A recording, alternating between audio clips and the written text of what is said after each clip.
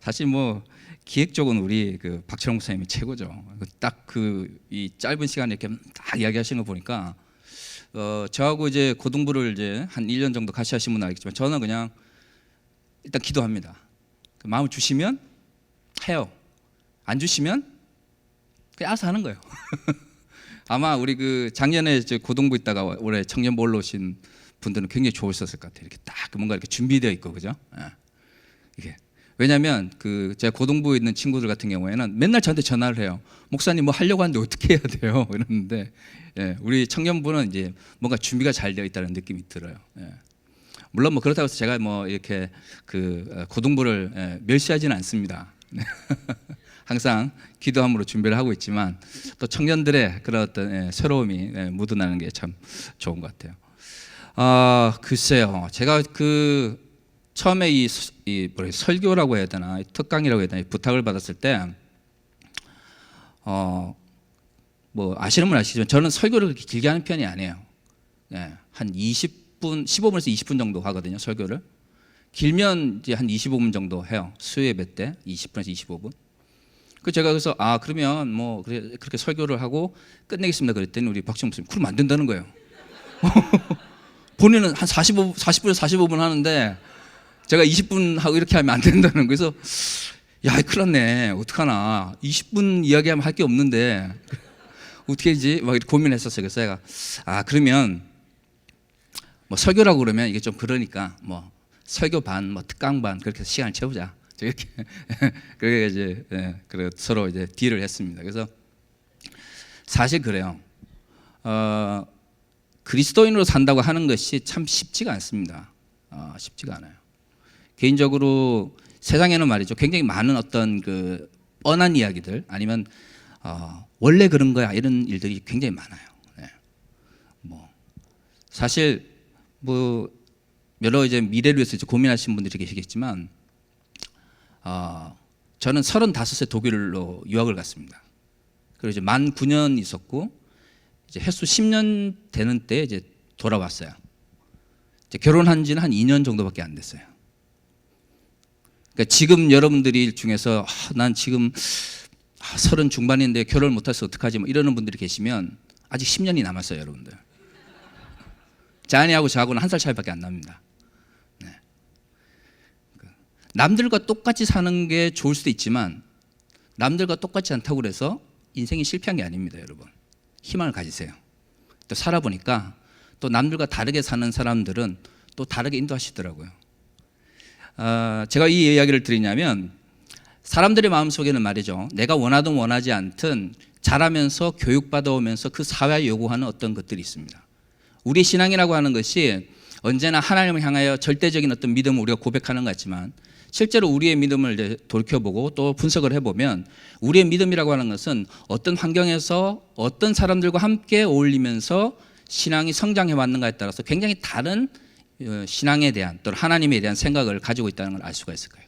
혹시 오늘 특강 혹은 설교를 듣고 상처를 받으시는 분들은 또 처음 오시는 분이 계시다고 그래서 걱정이 되긴 하는데 우리 박철홍 목사님은 절대로 그러지 않으시니까 너무 부담을 갖지 마시기 바랍니다. 사실 그래요. 오늘 우리가 읽은 본문 그 미가서의 말씀 같은 경우에는 굉장히 낯선 본문 중에 하나입니다.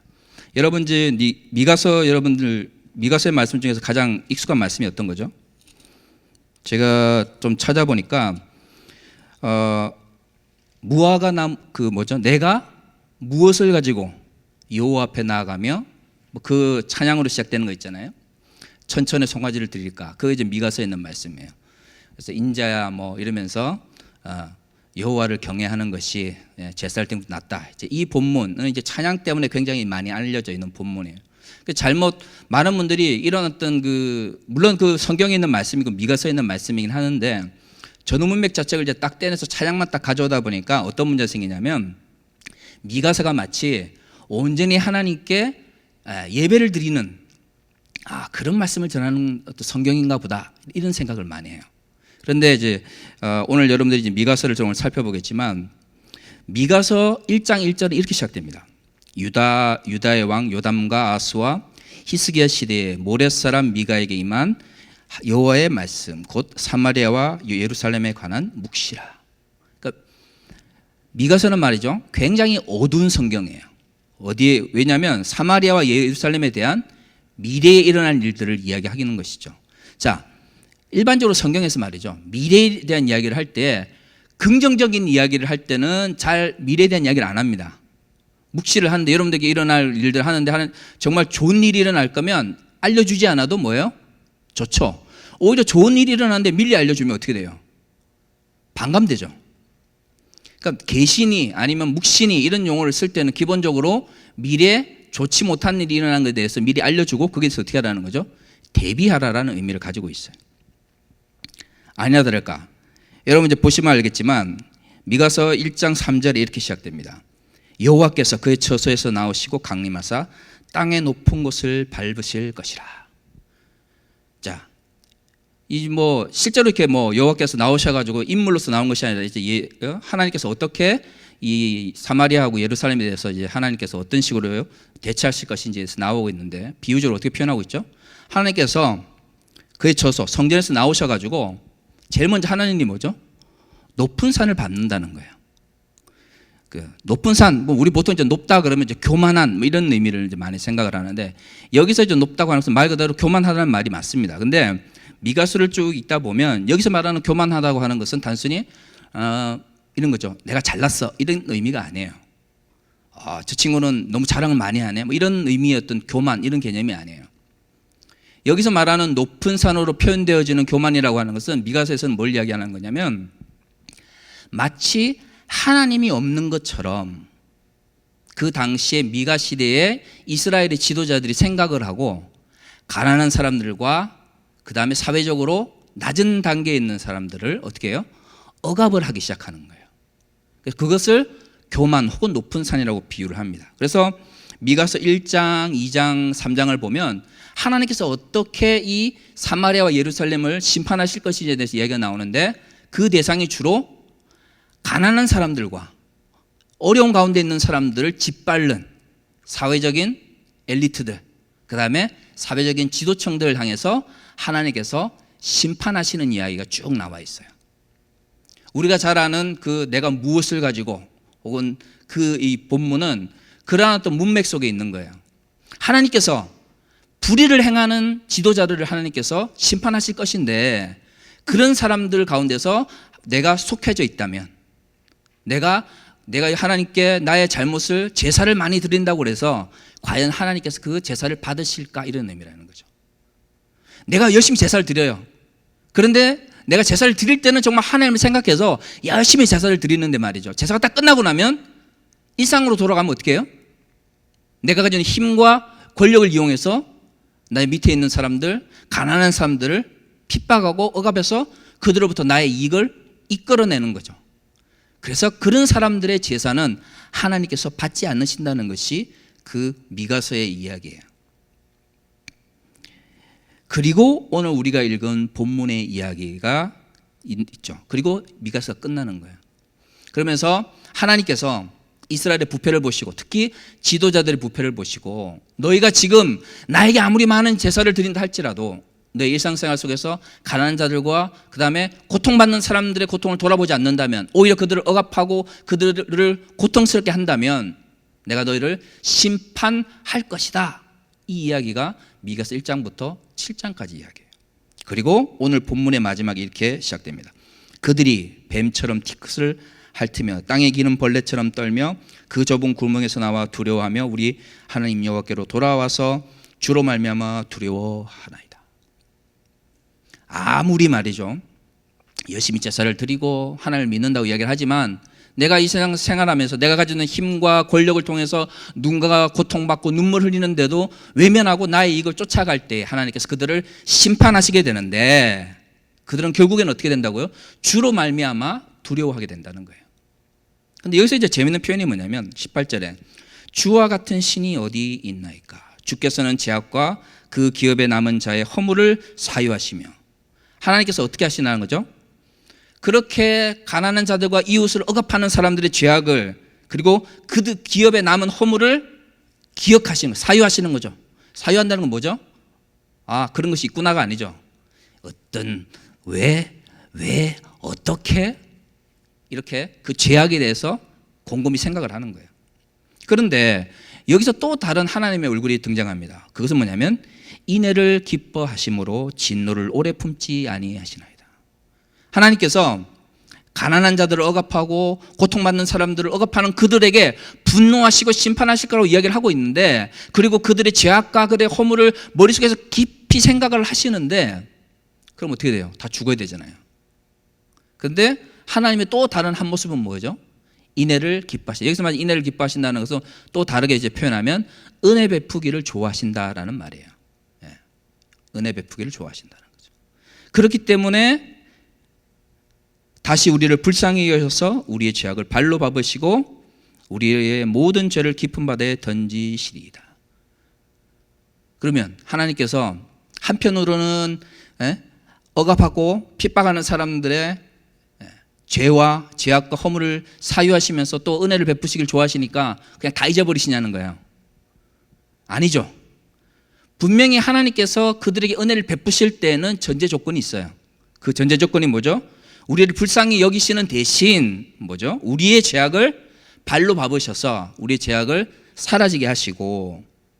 왜 발로 밟으시죠? 만약에 우리가 죄악이 있는데 우리 하나님께 죄악을 이렇게 내어드리고, 아니 하나님께서 우리를 밟으시기 전에 죄악을 어떻게 해요? 그냥 우리 스스로 내려놓으면 하나님께서 죄악을 밟으실 일이 없잖아요. 높은 산을 밟으시는 것은 밟으실 필요가 없죠. 하나님께서 죄악을 발로 밟으신다는 것은 나는 죄악을 내놓기 싫은 거예요. 나는 여전히 나의 이익과 나의 뭔가를 추구하고 싶은데 하나님께서 그를 불쌍히 여기셔서 어떻게 심판에 두지 않기를 원하시기 때문에 억지로 나의 죄악을 이끌어내셔서 발로 밟으셔서 내가 어떻게 해요? 죄악을 버리게 하시는 거죠.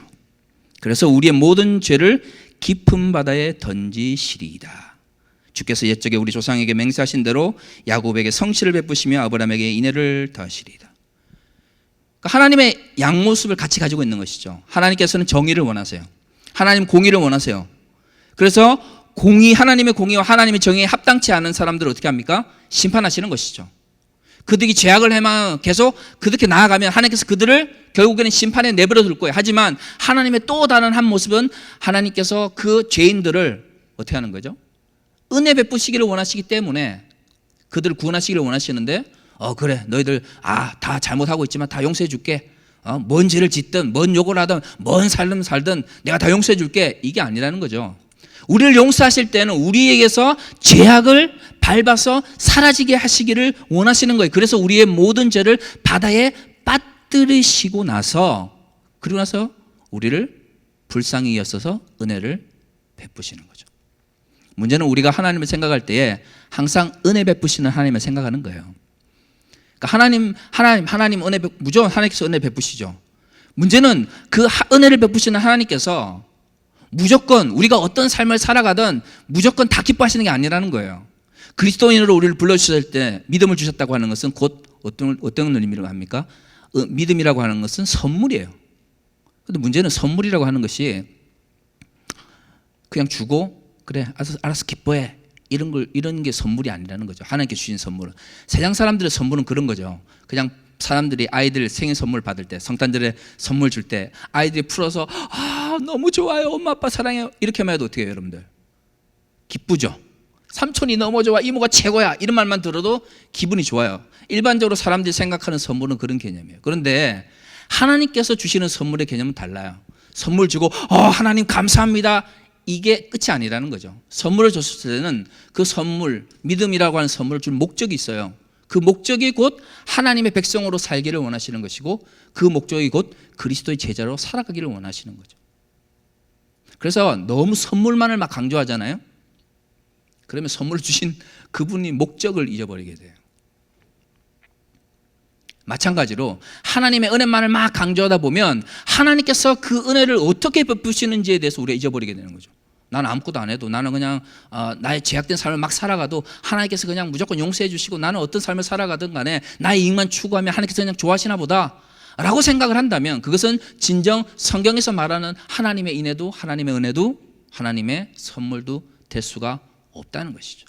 그것이 국가의 문제나 사회의 문제나 가난한 자들과 이웃의 문제일 경우는 더 그렇습니다.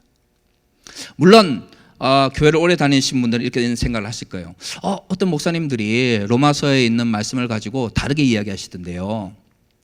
예를 들어 로마서 13장을 한번 봅시다. 로마서 13장에 보면 이런 말씀이 있어요. 로마 13장 1절에 각 사람은 위에 있는 권세들에게 복종하라. 권세는 하나님으로부터 나지 않음이 없나니 모든 권세는 다 하나님께서 정하신 바라. 그러므로 권세를 거스리는 자는 하나님의 명을 거스림이니 거스리는 자들은 심판을 자취하리라. 70년대 80년대 특히 한국 사회가 민주화의 과정을 막 거치는 가운데 한국의 많은 목사님들이 이 본문을 가지고 왜곡된 사회적 구조나 잘못된 정치 체제를 대해서 저항하거나 그것이 틀렸다라고 이야기하는 젊은 그리스도인들을 향해서 이 본문을 가지고 이렇게 이야기했었어요. 성경을 봐라. 하나님께서 권세를 주시지 않았느냐. 그 권세에 대항하는 것은 뭐다? 하나님의 뜻이 아니다.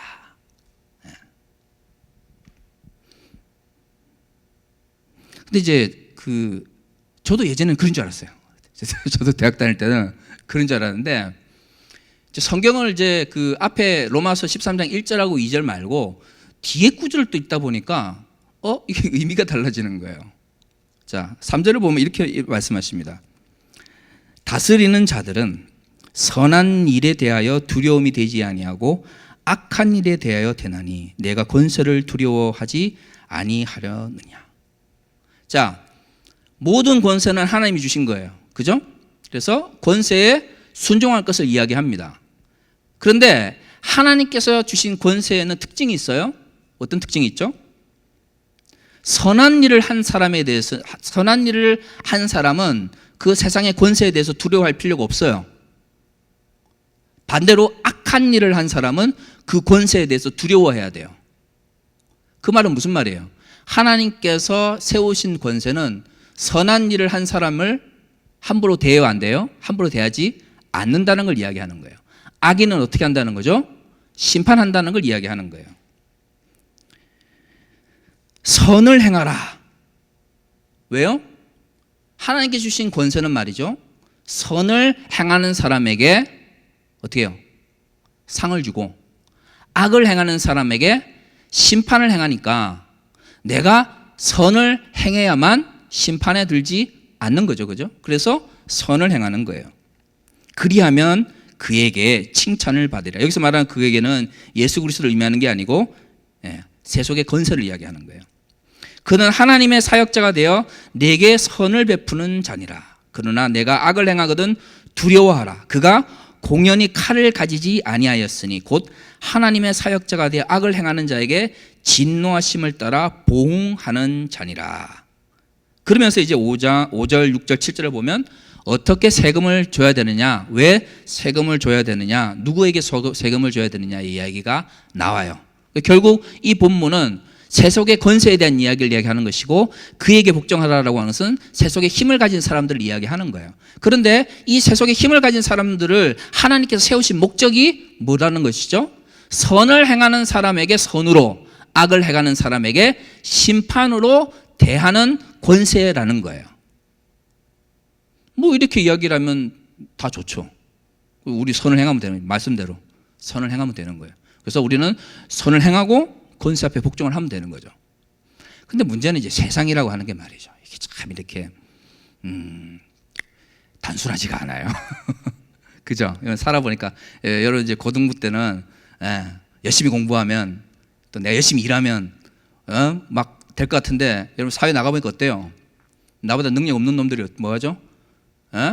뒤에 백 믿고 막 와가지고 막 하고, 그죠? 지난 50년 동안, 얼마 전에 이제 자료가 나왔는데 지난 50년 동안 한국 사회에서 부동산 가격이 막 올랐거든요. 근데 이제 전체 1%, 한국 사회 1%가 부동산 이익의 40%를 가져갔어요. 그러니까 여러분들은 열심히 일해서 결국엔 누구한테 돈 주는 거예요? 부동산 가지고 계신 분들한테 주는 거예요. 이게 참 청소년 때는 열심히 노력하면 대가를 얻는다 이렇게 하는데 세상이 말이죠. 그렇지가 않아요. 세상이라고 하는 게. 이 성경이 말하는 것처럼 세속의 권세라고 하는 게 악한 사람을 심판하고 선한 사람에게 선물을 주고 선하게 대한다면 우리는 그 권세가 하나님께로 왔다는 것을 인정하고 우리는 선을 행함으로써 복종을 하면 돼요. 그런데 여기서 질문을 던져볼 수 있죠. 반대로 세속의 권세라고 하는 게 말이죠, 악한 사람에게 선물을 주고 선을 행하는 사람을 만약에 심판한다면 그 권세의 정당성은 어디서 오느냐는 것이죠. 그렇지 않아요? 성경에서 말하고 있잖아요. 성경에서 권세는 하나님이 주신 거예요. 그 권세를 주신 목적은 선한 일을 한 사람에게 선을 행하고 악한 일을 행하는 사람에게 악으로서 심판을 하라고 했어요. 그래서 그것이 하나님께 주신 권세예요. 그러므로 우리 그리스도인들은 그 세속의 권세에 심판을 받지 않도록 위해서 선을 행하면 되는 거예요. 그런데 문제는 우리는 어린아이가 아니니까 질문해 볼 수 있는 것이죠. 세속의 권세가 선을 행하고 올바르게 살아가려고 하는 사람들에게 힘과 권력으로 심판하고 그들이 당연히 가져가야 될 이익을 악을 행하면서 놀고 먹는 자들에게 그것을 나눠준다면 우리는 그것을 하나님께 주신 권세라고 말할 수 있느냐는 거죠. 성경은 거기에 대해서 말하고 있지 않아요. 성경은 거기에 대해서 말하고 있지 않아요. 성경은 그렇게 악을 행하는 국가, 악을 행하는 권세마저도 하나님께 주신 것이다 그렇게 말하고 있지 않아요. 성경에서 그렇게 말하고 있지 않아요. 한 번도 그런 이야기를 한 적이 없어요. 그런데 우리는 단 한 번도 권세 자체가 선하다고만 생각을 했지 권세 자체가 악할 수도 있다는 생각을 안 해보는 거죠. 최근에 우리 사회를 보세요. 권세가 악할 수 있다는 걸 얼마나 잘 보여줍니까? 네? 권력자와 친한 사람들은 한없이 많은 이익을 가져가는 반면에 권세가들에게 한두 마디 잘못하면 자신이 원래 잘 했던 일들까지 쫓겨나는 이런 현실 속에서 과연 그 권세가 하나님께 주신 거다라고 누가 자신 있게 말할 수 있느냐는 거죠. 예수님께서 하신 비유 중에 아주 재미있는 비유가 있습니다.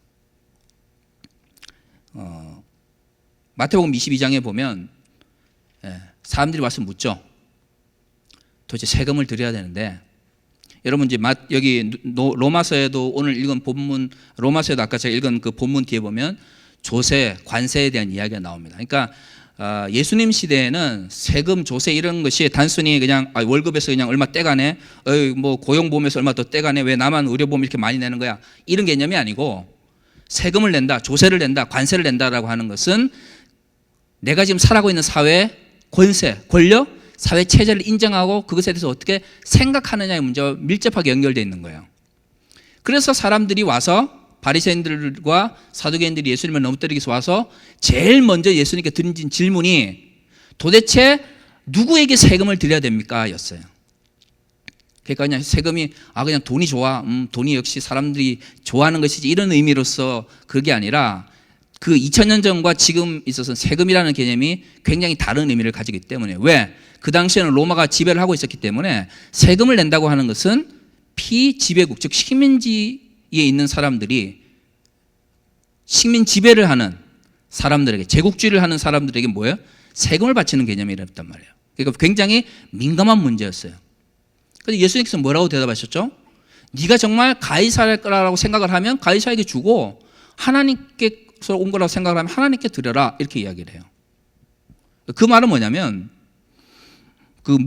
이 세금으로 표현되어지는 이 권력이라고 하는 것이 절대적으로 선하다 아니면 절대적으로 악하다의 개념이 아니라 내가 그것을 어떤 식으로 이해하는가에 따라서 때로는 하나님께로 온 것일 수도 있고 때로는 뭐죠? 하나님께서 오지 않은 것일 수도 있다는 걸 의미하는 거예요. 그리고 그러한 연속성 속에서 로마서에서도 세금도 뭐예요? 13장 로마서 13장 6절에 보면 너희가 소세를 바치는 것도 이로 말미암느니라. 그들이 하나님의 일꾼이 되어 바로 이 일에 항상 힘쓰니라. 모든 자에게 줄 것을 주되 조세를 받을 자에게 조세를 바치고 관세를 받을 자에게 관세를 바치고 두려워할 자를 두려워하며 존경할 자를 존경하라. 그러니까 여기에 조세를 받는 사람들의 전제 조건이 뭐예요? 그들은 두려워해야 되는 존재고 또한 존경해야 되는 존재예요. 왜? 하나님과 함께 일하는 하나님의 동역자이자 사역자이기 때문이죠. 그리고 그들은 선한 자에게 선을 베풀고 악한 자에게 악을 베푸는 사람들이에요. 조세라고 하는 것이 단순히 그냥 세금, 지금 같은 21세기 살아가는 사람들이 의미하는 세금이 아니라는 걸 알 수가 있는 것이죠. 이런 상황 속에서 여러분, 과연 어떤 것이 절대적으로 하나님의 권력이다, 하나님의 뜻이다라고 말할 수 있냐는 거예요. 성경을 좀 우리가 좀 1절, 2절 말고요. 이렇게 뒤에 읽었다 보면 성경이라고 하는 것이 특정한 권세를 정당화해 주는 것이 아니구나. 국가 권력이라고 할지라도 그 국가 권력이 무조건 하나님께서 주신 것이 아닐 수도 있겠구나라고 하는 것을 충분히 이야기를 하고 있어요. 문제는 우리가 성경의 그 의미를 알려고 하기보다는 그냥 쉽게 한두 구절 읽고 그냥 권세는 하나님께 온 거니까 무조건 순종해야 돼 라고 하는 식으로 성경을 이해하고 있다고 하는 것이죠. 성경은 그렇게 단순한 의미가 아닙니다. 물론 구원이라고 하는 것은 우리에게 선물로 주셨기 때문에 굉장히 단순해요. 만약에 구원이라고 하는 게 선물로 주지 않고 논리나 이성이나 합리성으로 우리에게 줬다 그러면 구원 받을 때 굉장히 고민을 많이 할 거예요, 여러분들. 일단 십자가에 죽은 예수가 유대인인데 그 유대인으로서 죽은 예수가 헬라인과 로마인과 그 다음에 이 당시에 이방인이라고 불려지는 모든 사람들의 구세주가 된다는 것 자체가 일단 합리적으로 말이 안 되고, 그죠? 그리고 나서 2000년 전에 그분이 죽으신 그 십자가의 죽음이 인간의 모든 죄를 사한다라고 하는 것 자체도 이성적으로 이해가 안 되는 거죠. 그런데 믿음이라고 하는 것이 선물로 주어지니까 어떻게 해요? 내 의지와 관계없이 믿어지는 거예요. 그래서 그분의 십자가의 죽음을 생각할 때마다, 그분의 고난을 기억할 때마다 마음이 아프고 내가 죽는 것 같고 내가 고통받는 것 같고 나 때문에 죽으신 것 같은 마음이 들기 때문에 우리가 믿음을 가질 수 있고 우리가 예수 그리스도의 죽음 앞에서 함께 기도할 수 있고 눈물 흘릴 수 있는 것이죠. 근데 문제는 하나님께서 선물로 주셨다는 거 하는 것이 우리가 아무 생각 없이 그냥 맹목적인 삶을 반복하라라는 의미는 아니라는 거죠. 만약에 그렇다 그러면 성경을 66권이나 주실 필요가 없지 않겠습니까? 만약에 성경에 말하는 것이 예수 천국 불신 지옥이 전부 다라고 그러면 뭘 이렇게 66권이나 줬겠어? 이걸 2000년 동안 연구했는데 아직도 사람들이 연구하고 있어요. 2000년 동안 연구하고 지금도 연구하고 있는데 여전히 연구하시는 분들한테 물어보면 잘 모르겠어요 이렇게 이야기를 해요. 만약에 예수 천국 불신 지옥이 성경이 말하는 전부라고 그러면 하나님께서 굉장히 비효율적으로 우리에게 당신의 말씀을 전하시는 거죠. 그냥 당신이 이 사람을 만드신 분이시니까 어떻게 해요? 모든 사람들이 볼 수 있는 방식으로 짠! 종말의 때에 구름 타고 오시는 것처럼 짠! 나타나가서 어떻게 해요? 야, 너 예수 안 믿으면 죽어. 이러면 안 믿겠습니까? 어떻게 생각하세요? 저는 만약에 정말 하나님께서 단순히 사람들을 겁을 주고 힘을 통해서 복음을 전하기를 원하셨다 그러면 정말 지금 목숨 걸고 복음 전하기 위해서 노력하는 그 사람들의 그 눈물과 땀이 정말 비효율적이라고 생각을 해요. 그런데 문제는 그것이 하나님의 방식이라는 거예요. 그냥 쉽게 힘과 억압과 아니면 두려움을 통해서 믿어 이게 아니라 눈물과 땀과 사랑으로 그리고 우리의 헌신과 우리의 고통을 통해서 하나님의 나라를 확장시켜 나가기를 원하는 것이 하나님의 나라의 방식인 것이죠.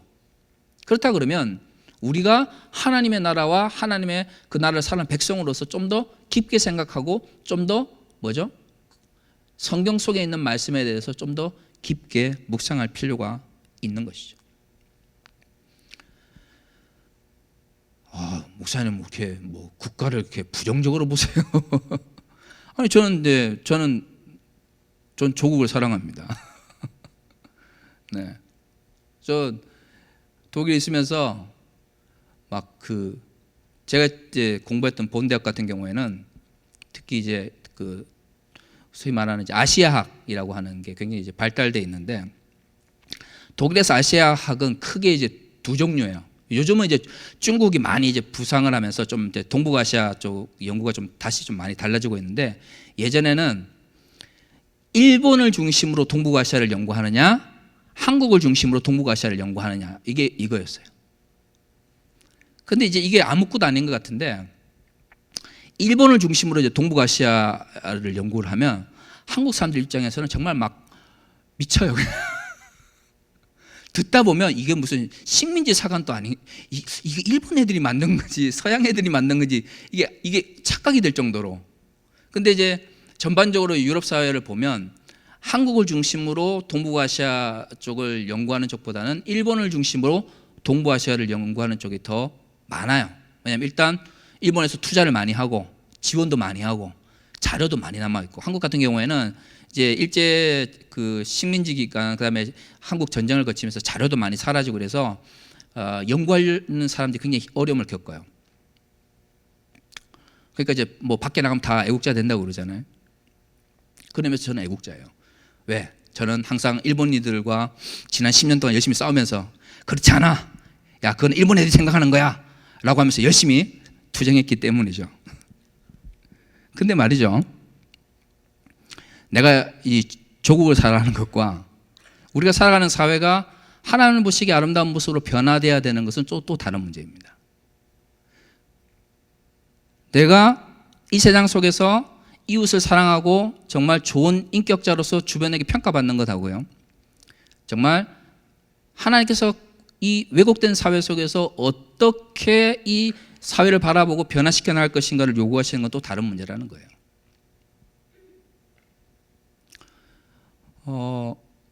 근대 국가론에 있어서 가장 중요한 것, 뭐 요즘에는 TV에서 참 그런 거 많이 하던데, 사실 국가론에서 가장 중요한 것은 국가가 왜 존재하느냐입니다. 국가가 왜 존재하느냐는 거예요.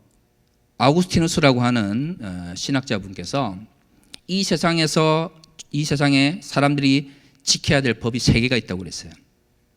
하나는 렉스 아이테르나, 영원한 법, 하나님께서 지정하신 영원한 하나님의 법이 있고, 그다음 이제 렉스 나투랄리스, 자연법, 하나님께서 이 세상을 움직이시는 방식 속에서 인간이 이해할 수 있는 법, 그 다음에 이제 렉스 후마나, 그래서 인간의 법, 혹은 렉스 템포랄리스, 하나님은 인간이 만든 일시적인 법, 그게 이제 3개의 법이 존재해요.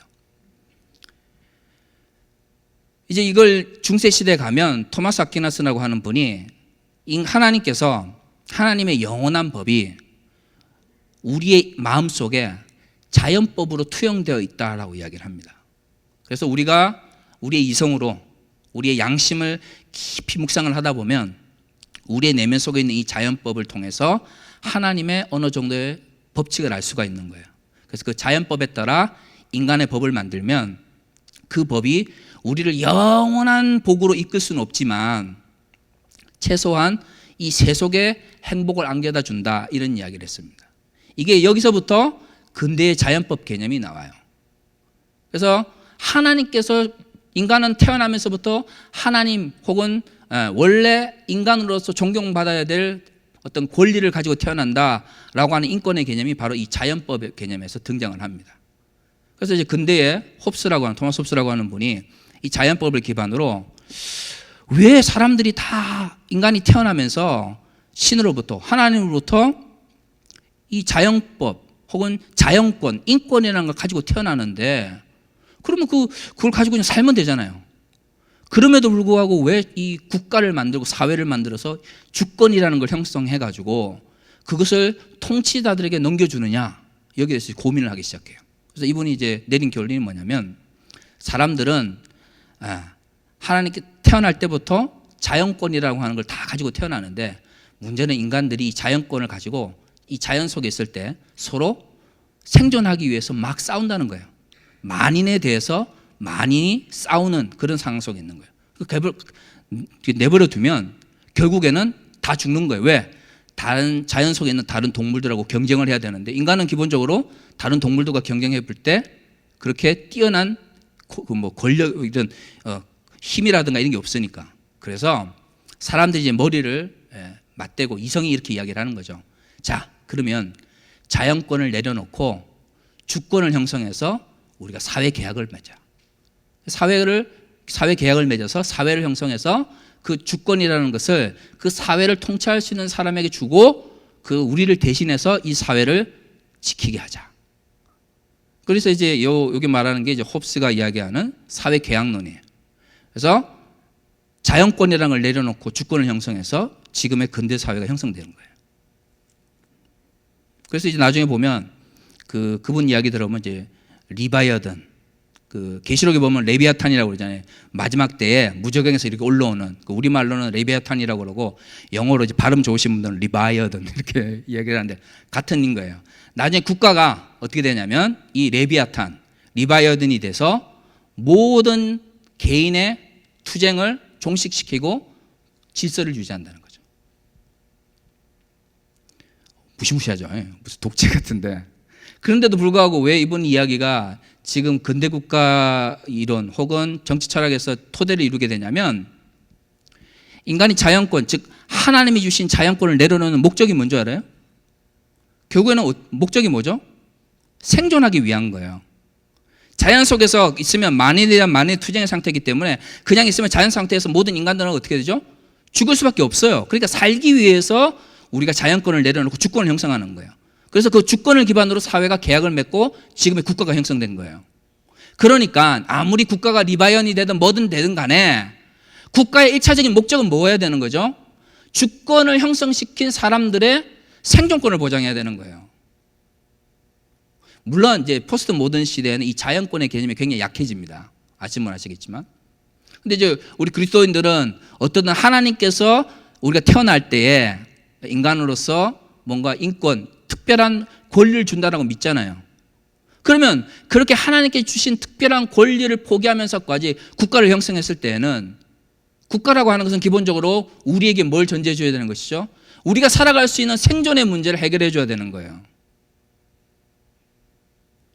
그럼 반대로 국가가 주권을 포기한, 자연권을 포기해서 주권을 만들어준 그 국가 소속 구성원들의 권리를, 생존권을 보장해 주지 못했을 때 그 국가는 어떻게 되죠?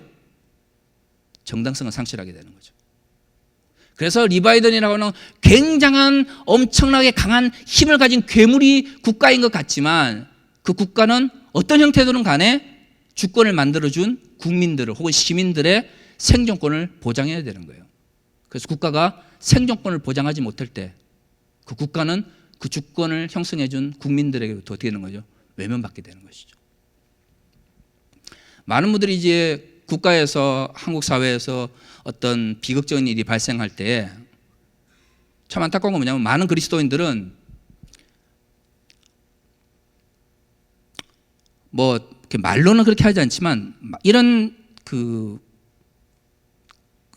뭐랄까 자세가 많아요. 안타깝네. 근데 뭐 어쩌겠어, 어쩔 수 없지. 뭐 이런 거야. 그럼 내가 뭐 그렇게 한 것도 아니고. 여기서 좀 더 나아가면 그게 그 비극을 보면서 하나님의 뜻이네 아니네 이렇게 이야기를 하는 거죠. 비극을 보면서 하나님의 뜻이다라고 말할 때, 저는 만약에 그 비극을 당한 그 희생자들 중에 본인의 가족이 포함되어 있으면 그 목사님들이 그런 이야기를 할 수 있을까, 저는 그런 생각을 해봐요. 우리가 살아가고 있는 사회는 근대 사회예요. 그죠? 우리는 중세를 살고 있지 않아요.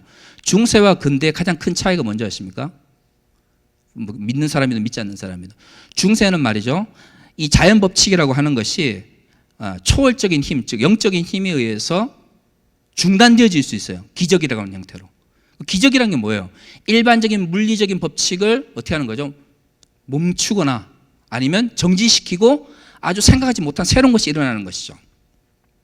예를 들어 벼락이 떨어지려고 하는데 갑자기 벼락이 멈춰버리거나, 그죠? 아니면 뭐 이렇게 막 갈라지거나 막 부셔지거나 막 이러는 거 있잖아요. 막 이렇게 영화 같은 데 보면 막 이런 거. 근데 근대라고 하는 것은 말이죠, 그거 달라요. 흔히 말하는 이제 칸트적 세계관이라고 그러죠. 인간의 이성이라고 하는 것은 기본적으로 물 자체, 현상계에 넘어 있는 어떤 본질적인 걸 이해할 수 없어요. 우리가 알 수 있는 것은 우리의 감각이나 우리의 이성으로서 판단할 수 있는 현상의 문제예요. 뭐 이렇게 이야기하면 굉장히 믿음이라고 하는 것을 제한한 것 같지만, 여러분 이제 가다가 교통사고가 났어. 그럼 여러분들 여기 있는 분들 중에 아무리 믿음이 좋은 분이라고 하더라도 내가 기도를 하면 그 자동차 갑자기 벌떡 일어날 거라고 믿으시는 분 있어요? 없죠? 하나님 못 하시나? 어떻게 생각하세요? 하나님 여기 누워져 있는, 제가 여기 있어요. 뒤집어 놨어요. 이게 이제 안 뒤집어지면 내가 죽어. 그래서 내가 열심히 기도해요. 근데 어느 누구도, 아무리 믿음이 좋은 분들도 내가 열심히 기도했다고 해서 이 물리적인 힘에 의해서 이게 벌떡 뒤집어질 거라고 믿는 분은 없죠. 그러면 하나님께서 역사하시지 않는가요? 아니죠. 그럼 어떻게 역사하세요? 우리는 어떻게 하나님께서 역사하신다고 생각하죠? 사람들을 통해서. 그죠? 그게 근대적 세계관. 우리가 원하든 원하지 않든 우리는 근대적 세계관 속에 살아가고 있어요. 근대적 세계관이라고 하는 것은 기본적인 물리적 법칙이 존재하고 그 물리적 법칙 속에는 하나님께서 그 법칙을 움직여 가시기를 원하시는 것이지, 갑자기 기적이나 어떤 초월적 힘에 의해서 이 물리적 법칙을 갑자기 끊기를 원하지 않으신다라는 전제가 깔려져 있는 거예요. 우리의 믿음이 어떤 형태든 간에 우리의 믿음은 그 시대가 요구하는 사회적 혹은 정신적 세계 속에서 믿음을 형성하는 거죠. 근대적 세계 속에서 예수님을 믿는다고 하는 것은 물질의 세계 속에서 갑자기 역사에서 하나님께서 움직이기를 원하는 중세적 세계관이 아니라, 그 하나님의 역사가 사람들의 마음을 움직이고 사람들의 생각을 변화시키기를 더 원한다는 전제 조건 속에서 이루어지는 거예요. 사실 개인적으로 이렇게 지나보면 사람 변하는 게 진짜 힘들어요. 제 생각할 때 그래요. 물질은 말이죠, 제가 볼 때, 제가 하나님은 압니다만은, 야 뒤집어져 이러면 뒤집어질 것 같아.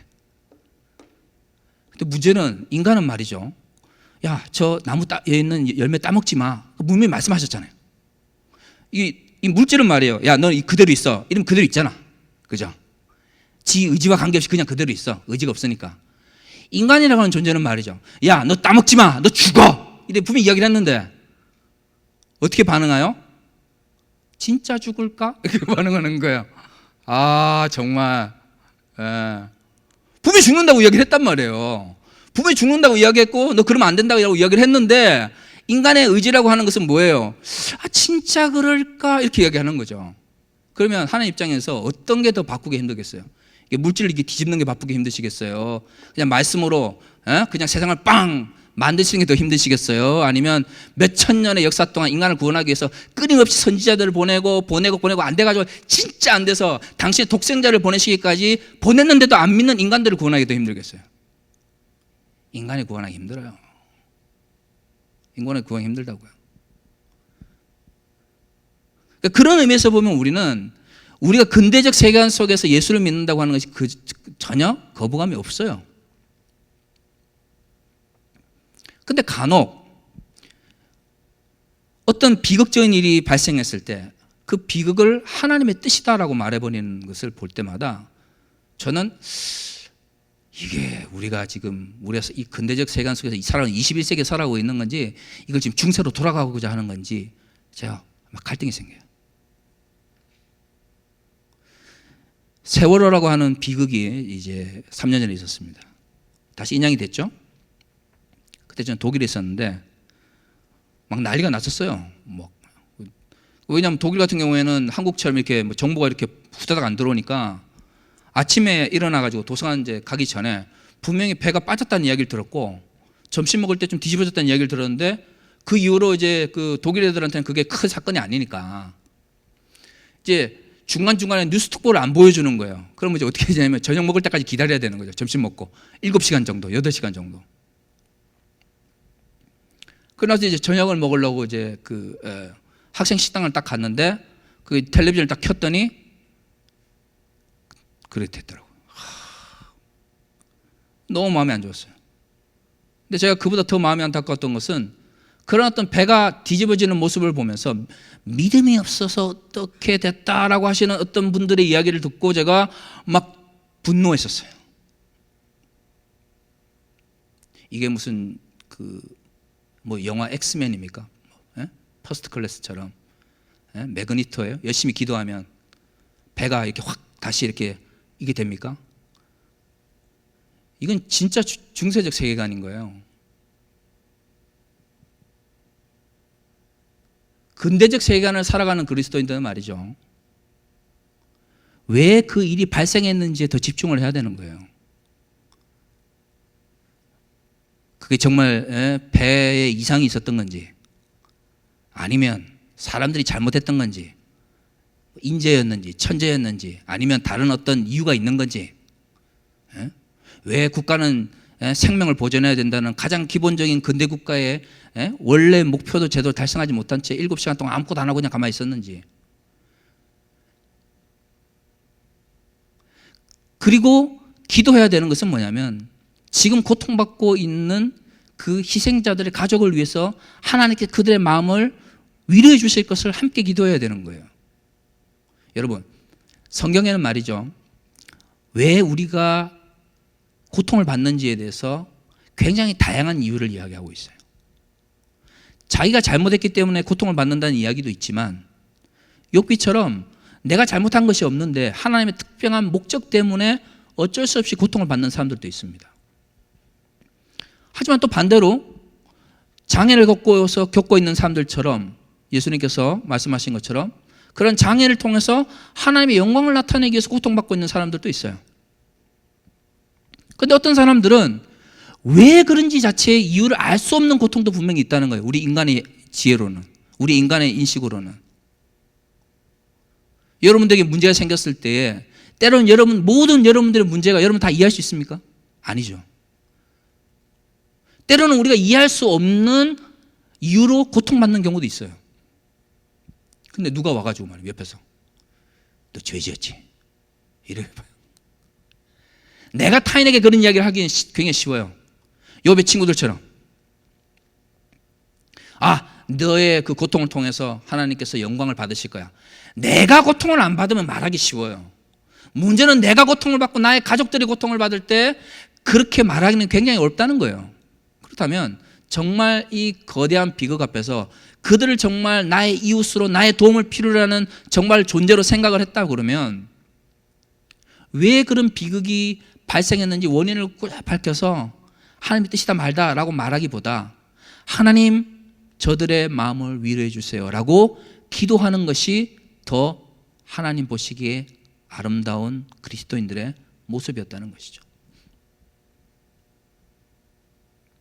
여러분, 기독교가 사랑의 종교라고 해서 모든 걸 다 용서하라는 법이 있습니까?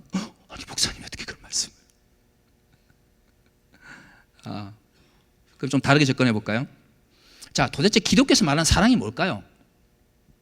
아름다운 여성을, 제가 남자니까 양해를 부탁드립니다. 제가 남자니까 아름다운 여성을 보면 자갈이 없으면 죽을 것 같아. 뭐 그런 경험 한 번씩 다 있죠. 저의 첫사랑은 제가 어릴 때 제 고향교회에서 만났던 고등부의 누구였습니다. 지금 잘 지내는지 궁금하기도 하고, 아줌마가 되었을 텐데 궁금은 합니다만은 가끔 그때 그 추억을 떠올려요. 근데 이상하게 또 돌이켜보니까 또 첫사랑이 또 많았던 것 같아요. 청년부 올라가서 또 첫사랑이 있었던 것 같고, 되게 많았던 것 같아요.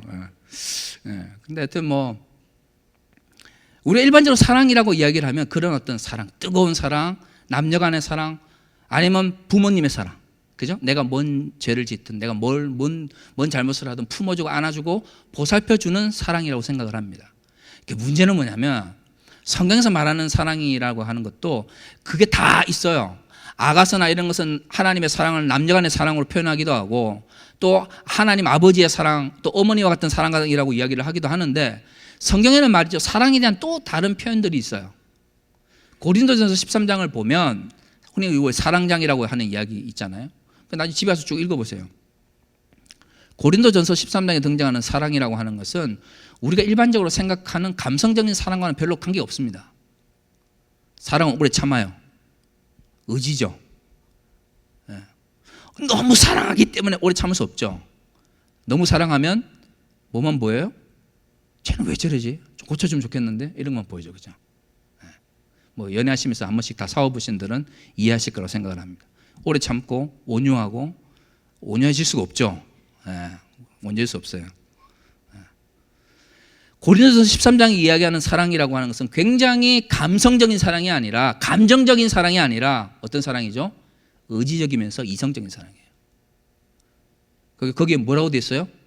불의와 함께 기뻐하지 않아요. 아니 도대체 사랑이 불의랑 무슨 관계가? 아니 저도 그렇게 말하고 싶어요. 그런데 문제는 성경에서 그렇게 이야기를 하고 있는데 어떡하겠어?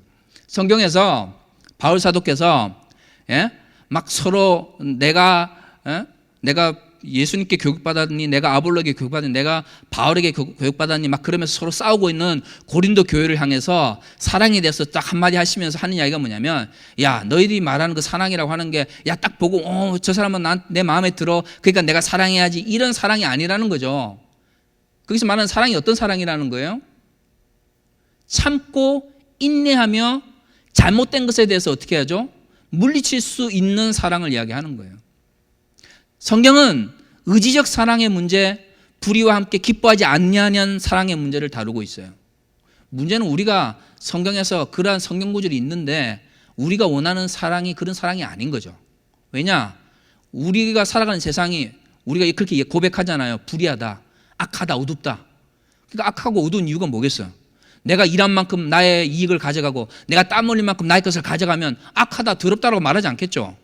문제는 우리가 살아가는 세상이 그렇지 않은 거예요. 내가 열심히 일했는데 나의 것을 받지 못하고 일하지 않은 자리에 나의 것을 가져가니까 우리가 악하다고 이야기를 하는 거예요.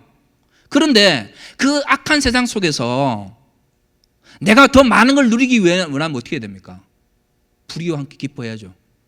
불의와 함께 타협을 해야죠. 그래야 어떻게 해요?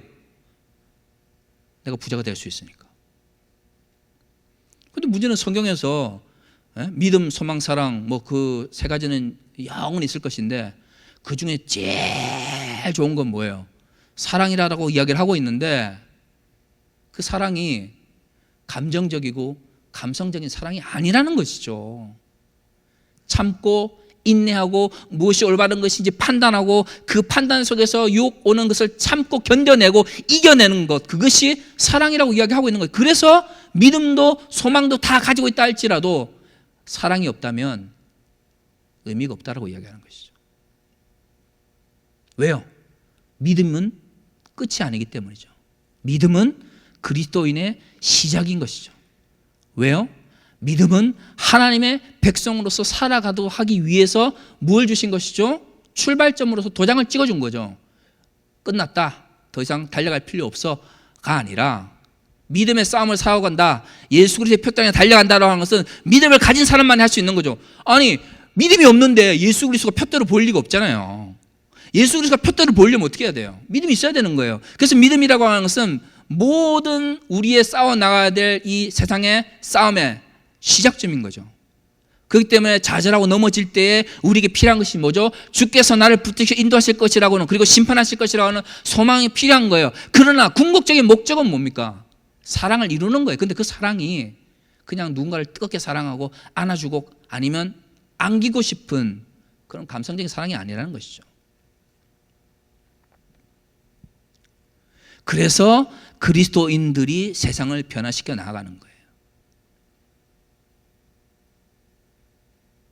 그래서 그리스도인들이 세상의 문제에 대해서 고민해야 되는 거예요. 그런데 여기서 한 번쯤 생각해 볼 것이 있어요. 도대체 그리스도인으로서 이 세상을 살아갈 때 우리가 속해 있는 그 영역의 범위는 어느냐는 거죠. 이제 90년대에 한참 그런 이야기가 우리 한국 교회에 있었습니다. 예배도 중요하지만, 재래적 예배도 중요하지만 우리의 삶으로서 하나님께 예배를 드려야 된다. 아마 그 이야기를 많이 들어보셨을 거예요. 그죠? 여러분 교회에서 뭐 오늘 우리 박정 목사님 설교 오래 하신다고 하더라도 2시간씩 예배 드리진 않죠? 드리나? 불안한데? 2시간씩 예배 드릴 수도 있겠네. 저 2시간 예배 드릴 수 있다 하십시다. 3시간씩 예배 드리진 않죠? 자, 아무리 우리가 주일을 예배를 드려도 3시간씩 예배 드리진 않습니다.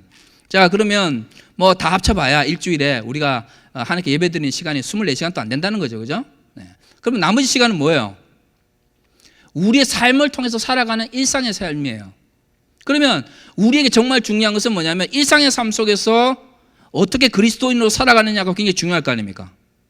그죠? 하나님께서 우리를 하나님의 백성으로 당신의 제자로, 그리스도의 제자로 불러주셨는데 하루에 예배 시간 다 합쳐가지고 한 10시간도 안 되는 그 시간만 그리스도인으로 살고 나머지 시간은 너희 멋대로 살아, 뭐 이렇게 위해서 우리를 불러주신 거 아닐 거 아니에요. 그죠?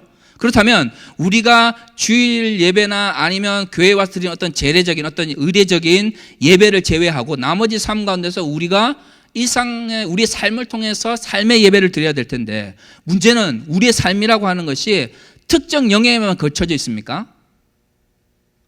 그게 아니라는 거죠. 그렇지 않아요? 여러분 경제적 영역 속에서만 살아가요? 대부분 삶으로서 예배를 드려야 된다 이러면 대부분 어떤 생각이 많으냐면 일단 가족들에게 잘하자. 물론 뭐 가족들에게 잘못하자는 건 아닌데 삶으로서 예배를 드리는데 왜 가족들에게만 잘하자고 생각이 뭐겠어요? 여기서 조금 더 깊게 생각하시는 분들은 직장에서 잘하자. 사실 이 정도만 해도 청년들 정말 훌륭한 청년들이에요. 제가 볼 때, 제 개인적인 경우는 그것도 생각 못하는 사람들 진짜 많아요.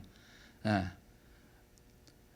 가족 단위에서 넘어서 이제 직장 단위로 넘어가는 청년들만 해도 정말 훌륭해요. 왜냐하면 그 직장 생활을 하면서 말씀대로 산다는 게 진짜 힘들거든요. 그렇죠? 위에서 말도 안 되는 이야기 하잖아요. 불의한 거 막 이야기 하잖아요. 그죠? 요구하잖아요. 안 따라가면 잘라버리는데 어떻게? 먹고 살아야 되는데, 생존해야 되는데, 생활해야 되는데 갈등하게 되죠. 그러니까 우리의 삶이라고 하는 게 기본적으로 가족 단위나 직장 단위에서 멈출 수밖에 없어요. 근데 문제는 뭐냐면 우리의 삶이라고 하는 것이 가족이나 직장만 있는 게 아니잖아요. 우리가 살아가는 사회는 사회적 영역과 정치 영역이 포함되어 있어요. 그죠? 그러면 당연히 삶으로서 예배를 드려야 된다 이야기를 하면 당연히 어떤 이야기도 같이 나와야 되냐면 그러면 우리가 정치적 영역 속에서 살아가는 그리스도인들은 어떤 삶을 살아야 되는가 이런 것도 고민해야 되는 거예요. 근데 지난 7, 80년대 한국 사회를 보세요. 구사 독재가 있었어요. 개발 독재 시대였단 말이죠. 교회에서 정치적 영역 속에서 그리스도인이 어떻게 살아야 될 것인가 이야기를 하는 순간 그런 이야기를 하는 목사는 정치적 목사가 돼버리고 저 같은 사람들 그런 걸 정치적 영역에서 그리스도인들이 어떻게 살아야 되는지를 고민하면 갑자기 나오는 이야기가 뭐냐면 너 왜 그런 세상적인 것에 고민해 이렇게 돼버리는 거예요. 그러면 우리의 삶이 그럼 정치적인 건 다 빠져버리고 우리는 그냥 직장에서 잘 먹고 잘 사고 가족들만 친하게 지내면 우리 삶이 끝나는 거냐 이거죠. 설사 세상이 그것을 요구한다 할지라도 그리스도인으로서 정말 삶으로서 예배를 고민하시는 분이라고 그러면 우리의 삶이 포함되어 있는 모든 영역 속에서 하나님의 나라가 어떻게 임하는 것인가에 대한 고민을 해야 된다는 거예요.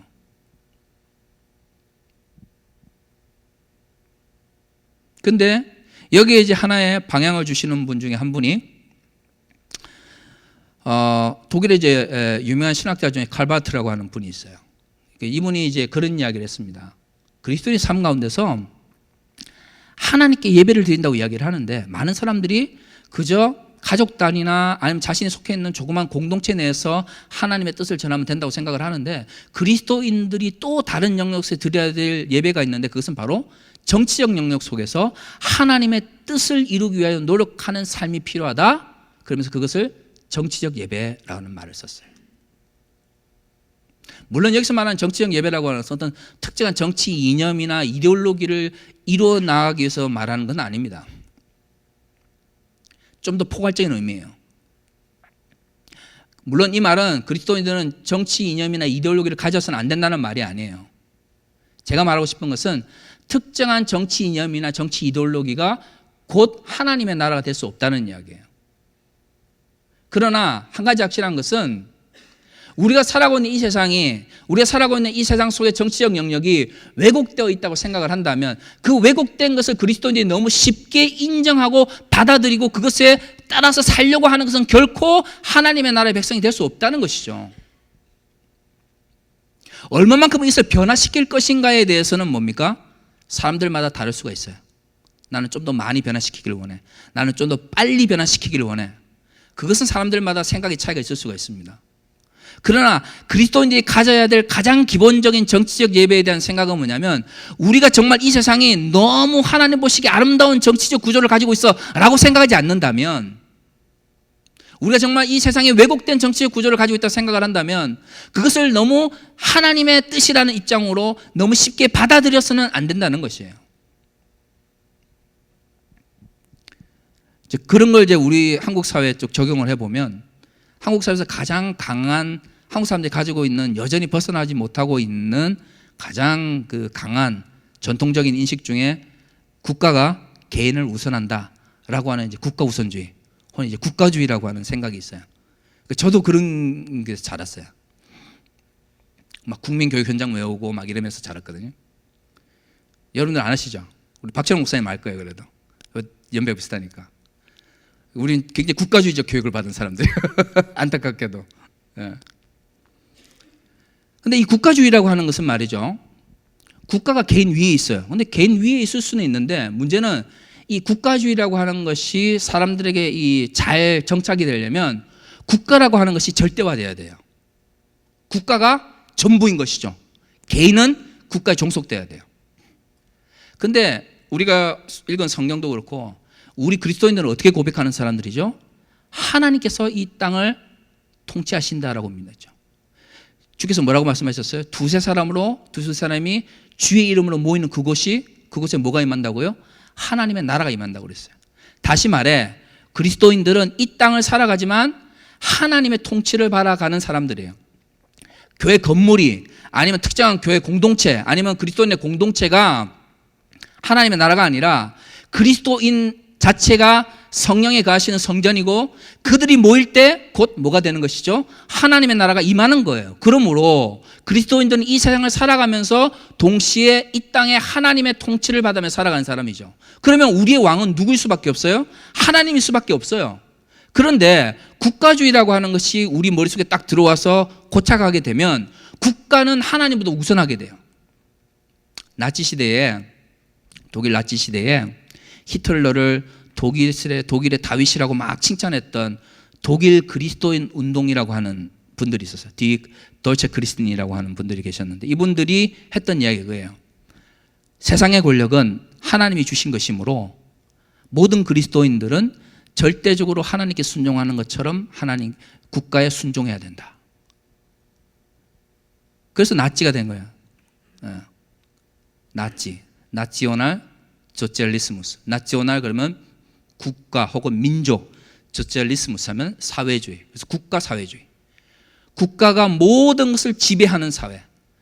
믿음마저도, 신앙마저도, 신념마저도 모든 것이 국가에 종속되어지는, 그래서 국가가 모든 개인을, 시민을, 국민을 지배하는, 그게 이제 전체주의란 말이죠.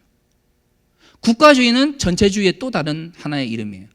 전체주의라는 게 형성되려면 그냥 정치체제만 한 사람이 딱 등장해가지고 막대한 권력을 가진다고 해서 되는 게 아니에요. 전체주의는 기본적으로 국가가 모든 사람들의 개인적인 영역을, 모든 개인의 삶의 영역을 통제해야 되기 때문에 국가주의는, 전체주의는 기본적으로 하나님을 왕으로 둔 그리스도인들이 따라갈 수 없는 존재예요. 근데 이제 유사전체주의가 있는 거죠. 흔히 말하는 이제 그 권위주의라고 하는 것. 권위주의라는 게 표현이 좋은 거지만 엄밀히 말하면 권위를 가진 사람에게 그들이 어떤 행동을 하든 무조건 어떻게 해야 된다는 거죠? 순종해야 된다는 걸 의미하는 거예요. 나는 그리스도인이고 그들이 나에게 그리스도인으로서 원하지 않는 삶의 가치를 요구하고 삶의 방식을 요구하는데 권위주의라고 하는 그 방식 속에서는 나는 그것을 어떻게 해야 되는 것이죠? 따라가야 되는 것이죠. 따라가지 않으면 나는 어떻게 돼요? 손해를 보게 되는 거죠. 그렇기 때문에 그리스도인들은 말이죠, 국가주의와 같은 전체주의나 아니면 전체주의의 또 다른 이름인 권위주의 앞에서 그것을 따라가기보다는 그것을 저항할 수 있어야 된다는 거예요. 물론 요즘은 이제 한국 사회가 많이 좋아져가지고 예전처럼 막 이렇게 극렬하게 이제 저항할 필요는 없습니다. 하지만 우리가 여전히, 한국 사회가 여전히 권위주의적 전통으로부터 자유롭지 못하는 걸 우리가 알고 있잖아요. 그렇다면 그리스도인들이 항상 고민해야 되는 것은 뭐냐면 하나님께서 원하시는 것과 그 다음에 세상 사람들이 이야기하는 그 권위, 그 사이에서 어떤 것을 더 선택해야 되는가에 대해 끊임없이 고민해야 되는 것이죠. 모든 권위를 절대화하는 것은 곧 하나님을 버리는 거죠.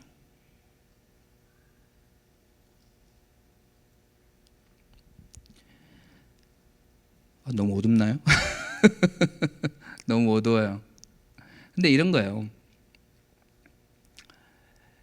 이제 보네포라고 하는 목사님이 나를 따르라라는 책에서 이런 이야기를 합니다. 세상에 많은 그리스도인들이 이렇게 이야기를 한다고 그래요. 하나님께서 나에게 은혜를 주셔서 내가 그리스도인이 되었습니다. 하나님 감사합니다. 이제는 하나님께서 나에게 은혜를 주셨기 때문에 나는 당신의 제자로 따라가지는 않겠습니다. 나는 그저 편하게 당신의 제자의 삶과 관계없이 하나님의 은혜를 누리며 살겠습니다. 이렇게 이야기를 한다는 거예요. 많은 그리스도인들이. 그래서 이 보네포 목사님께서 뭐라고 이야기를 하냐면 예수 그리스도의 제자로서 살아가고자 하는 의지가 없는 자들이 하나님의 이름을 덜 먹일 때에 그 은혜는 싸구려 은혜가 된다는 거예요. 은혜를 받지 않은 것이 아니라 그리스도 스스로가 그리스도의 제자로서의 삶을 버리는 상태에서 나의 삶에 안주하려고 할 때에 하나님께 주신 그 은혜가 싸구려가 된다는 거예요. 그리스도인들에게 하나님께서 은혜를 주셨을 때는 그리스도의 제자로서 살아가도록 하기 위해서 그에 대한 대가를 요구하시는 값비싼 은혜라는 거예요. 우리가 하나님의 은혜를 값비싼 은혜로 만들 것인지 하나님의 은혜를 싸구려로 만들 것인지는 우리에게 달려 있어요. 한 가지 확실한 것은 우리의 삶의 전 영역 속에서 하나님의 은혜를 받은 자로서 어떤 삶을 살아갈 것인가에 대한 진지한 고민들이 이루어져야 된다는 것이죠. 그렇다면 세상의 모든 권력은 상대화되어야 됩니다. 세상의 모든 힘은 하나님의 권력 앞에서 상대화되어야 돼요. 그렇다면 세상의 어떤 권력이든 세상의 그 어떤 생각이든 하나님의 권력을 제한하고 하나님보다 국가를, 하나님보다 집단을, 하나님보다 사회를 더 강조하는 어떤 것을 요구하는 사람들이 있다면 그것은 그 어떤 경우에도 하나님의 뜻이 될 수가 없는 것이죠. 그리스도인들이 가져야 될 가장 기본적인 생각이 바로 이것입니다.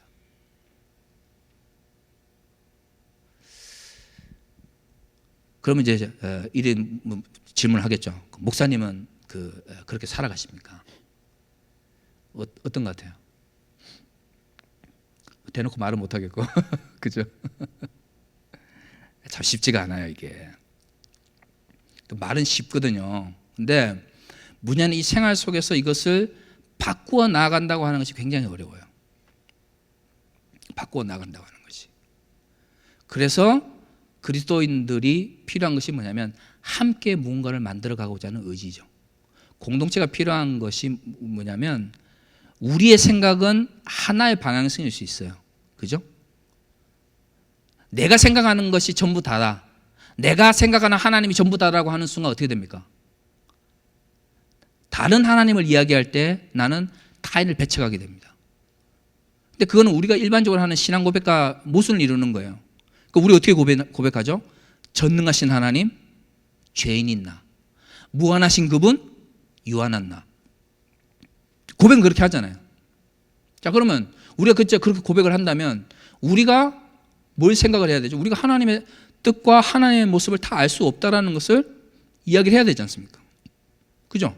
미가서에서 하나님을 이야기할 때 한편으로는 막 심판하시면서도 한편으로는 은혜를 베푸시기를 원하는 그 하나님의 모습을 이야기할 때 우리가 당장 하나님의 두 가지 모습만 봐도 헷갈린다면 우리가 하나님께 우리가 정직하게 고백할 수 있는 것은 하나님, 내가 하나님을 알기를 원합니다. 하지만 내가 하나님을 전부 다는 알 수 없습니다. 라는 게 전제되어야 될 거 아닙니까? 그렇다면 뭐가 필요하죠? 소통이 필요할 거 아니에요. 왜 소통이 필요해요? 내가 경험한 하나님하고 다른 사람이 경험한 하나님하고 다를 수 있으니까. 그렇지 않아요? 나는 하나님을 이렇게 이해했는데 다른 사람은 다른 환경 속에서 다르게 이해할 수 있잖아요. 그죠? 그래서 하나님에 대해서 나누는 거예요. 내가 만난 하나님이 전부 다다 막 주장하기 위해서 공동체가 필요하고 나누고 이게 아니라 내가 만난 하나님이 내가 알고 있는 하나님이 제한적이기 때문에 내가 하나님을 더 많이 알기 위해서는 내가 성경을 더 많이 읽어야 하고 동시에 내가 아닌 다른 사람들이 만난 하나님의 모습이 어떤지에 대해서 어떻게 해야 되죠? 귀를 기울여야 하는 것이죠. 그래서 그리스도인들은 하나님을 이야기하면서 동시에 사람들이 이야기하는 것에 어떻게 됩니까? 귀를 기울여야 하는 것입니다. 그 어떤 영적인 지도자가 만난 하나님이 전부다라고 말하는 순간 어떻게 되는 거예요? 그분이 하나님과 나를 어떻게 돼요? 아유.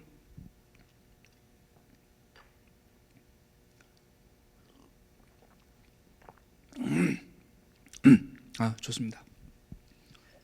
뭐죠? 끝내라는 주의 뜻인 것 같아요.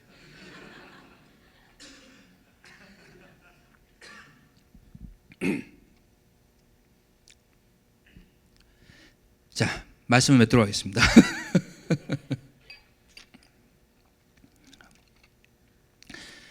정말 소통을 하나님의 뜻이라고 생각하는, 그리고 내가 하나님을 다 알 수 없다고 생각하는 사람이라면 그래서 그리스도인들은 민주주의에 대해서 좀 더 깊게 고민하셔야 돼요.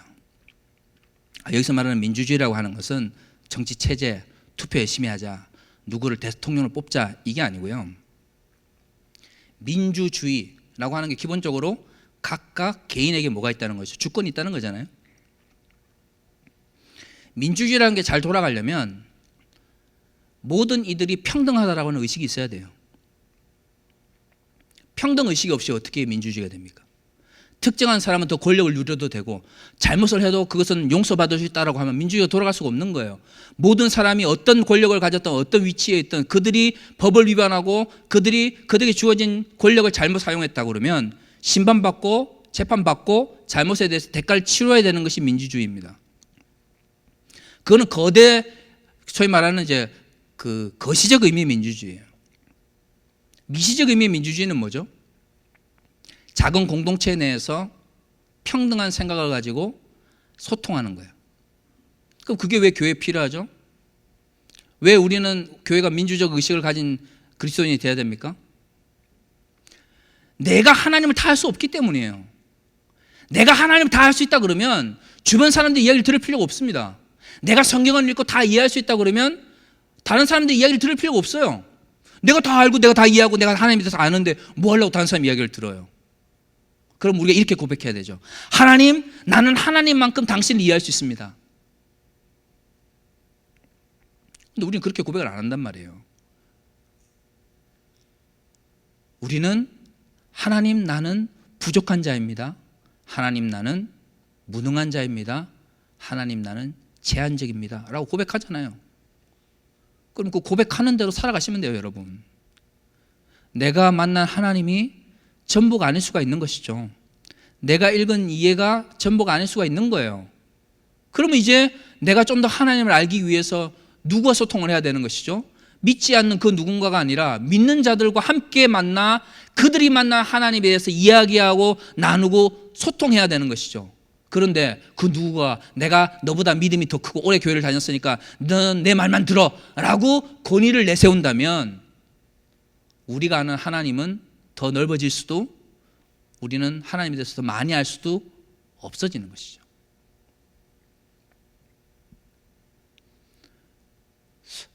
영적인 권위를 가지신 분들이, 신학을 많이 하신 분들이 하나님에 대해서 더 많이 알 수 있지 않을까요? 그럴 수 있죠. 근데 많이 안다는 것이 곧 다 안다는 건 아니지 않습니까? 어떻게 생각하세요? 여러분, 여기 선생님 직업을 가지신 분들한테 여러분들이 아이들을 가르칠 때 내가 그 아이들보다 뭔가 많이 알고 그렇기 때문에 가르칠 수는 있겠지만 그렇다고 해서 내가 그 아이들이 알고 싶어하는 모든 걸 다 안다라고 말할 수 있겠습니까? 그게 목사님이든 전도사님이든 간사든 리더든 아니면 신앙생활을 같이 시작한 사람이든 그 누구든 간에 왜 우리가 소통하고 미시적 의미의 민주주의를 정착시켜 노력해야 되는 줄 알아요? 우리는 하나님을 다 알 수가 없기 때문이에요. 근데 그 누구가 내가 모든 걸 알고 내가 모든 걸 이룰 수 있고 내가 모든 걸 할 수 있다라고 말하는 순간 믿음의 공동체도 건강해질 수가 없고요. 이 사회도 건강해질 수가 없는 것이죠. 이젠 정말 말씀을 맺겠습니다. 여러분들이 고민하는 이야기들 중에서 얼마나 해결이 됐는지는 잘 모르겠어요. 두서없이 이야기를 하다 보니까 시간만 엄청 길어졌는데 혹시 상처받으신 분이 계시다면 다음 주에 우리 박철웅 목사님 주실 은혜의 뜨거운 불길을 기회해 주시고 이러니까 뭔가 이제 책임을 이렇게 은폐하려고 듯한 느낌이 듭니다만은 저는 우리 청년부를 볼 때마다 참 기분이 좋아요. 왜냐하면 요즘에 많은 청년들이 교회를 떠나고 있거든요. 근데 솔직히 그것은 그들의 잘못이 아닙니다.